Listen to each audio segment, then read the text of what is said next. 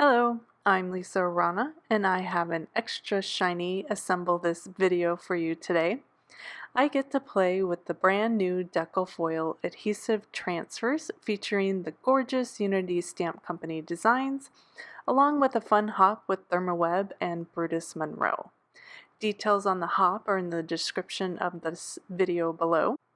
And I can't wait to show you how adhesive transfers make foiling so easy anyone can do it, since you don't need heat or a special machine.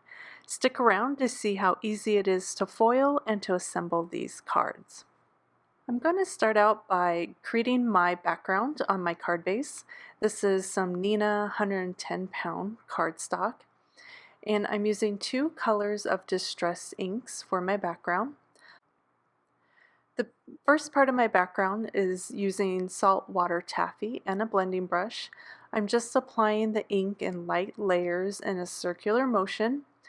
Doing the light layers and a circular motion helps to prevent big blotches of ink from the brush. So layer after layer, I'm just blending and blending and blending, slowly making my circle larger and larger. And this is just going to create the base for my background. I'm using my image from the adhesive transfers to see how large I want to make my big blob of ink. So I'm almost there. I'm just going to keep layering up my color to make it deeper and more consistent. As this ink kind of soaks into the paper, it'll smooth itself out. I just want to make sure I have a nice even coverage.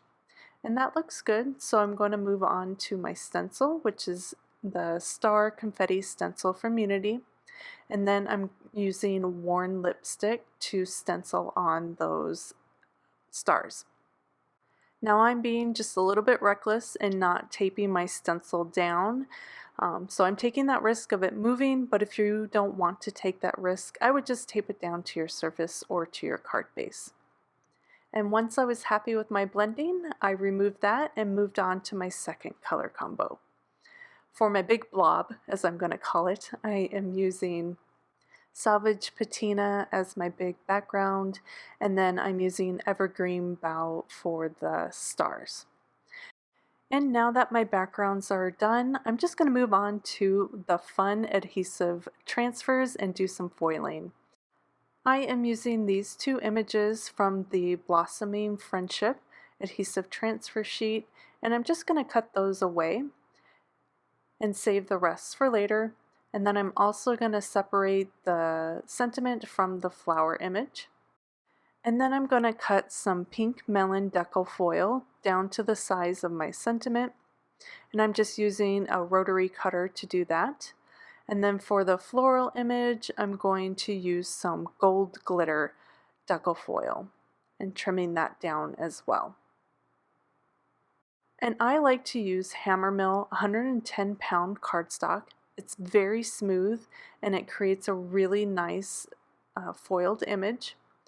I'm just going to take off the backing from these adhesive transfers carefully because what's on there is glue, and I just want to make sure that that's tacked down to my cardstock gently and so it doesn't move or peel it away from the backing. And my preferred method is to use a die cutting machine to add the pressure. You can use a laminator, but I don't find it necessary. I just think I get better results with my die cutting machine. I place down a carrier sheet, put my images inside that, add a shim because my machine is a bit looser and it requires a little extra pressure, and then I just roll that through my die cutting machine once, remove it, and then I slowly peel off that acetate topper and set it aside. Save those because you can use those for other projects. And then here is a look at the adhesive that's left behind. It is sticky, so don't touch it or get any dust or any other cat fur or something on it. You just want to make sure it stays clean, and then lay your decofoil pretty side up so the silver is touching the glue on top of the adhesive transfer. And you just want to be, again, gentle about this. You don't want to do any rubbing or use any type of tool to kind of transfer that, because that glue could lift from your cardstock and then you will not get a crisp image. Just going to trim off my excess, put it back in my die cutting machine sandwich just like I did for the first round, and then roll it through my die cut machine just once. And then I'm going to peel everything away, and we can see how amazing this foil transferred to those adhesive transfers. It just has perfect crisp coverage every single time. And for my other panel, I used the Let's Celebrate saying, and I did that foil in aqua. And now I have all my images foiled up and ready to assemble my final cards. I grabbed my scissors and I'm going to do a bit of fussy cutting.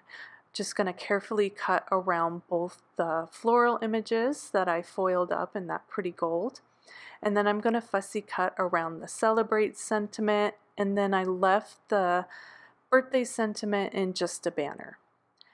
Next I grabbed some foam adhesive and I'm just going to pop everything up. Once I have all my foam adhesive in place, I'm just going to play around with my placements. I know I want that banner to be about there on my card, so I put that down, and then I'm just going to figure out the best place for that flower, and I'm pretty happy with that, so we're just going to tack that down. Next I went with my Celebrate sentiment and the other floral. This one required a bit more playing around. I just kind of kept moving it and seeing if I wanted it centered or more to the side, or how the leaves would fit in with that sentiment. And then my little popped up Let's. I wasn't sure if I wanted it in the center of the flower or down towards the side, but in the end I kind of liked it in that spot.